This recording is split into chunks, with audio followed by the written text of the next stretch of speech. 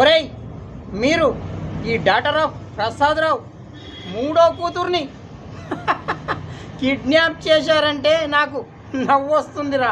₹1,00,00,000 కూడా డిమాండ్ చేస్తున్నారు మీరు. నాకు అదే నవ్వు వస్తుందిరా. మీరు కిడ్నాప్ చేసింది నా కూతురు డాక్టర్ని.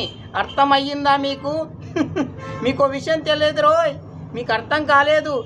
రాత్రి థమ్సప్ బాటిల్లో నా కూతురు మీ అందరికీ నిద్ర మాత్రలు కలిపింది.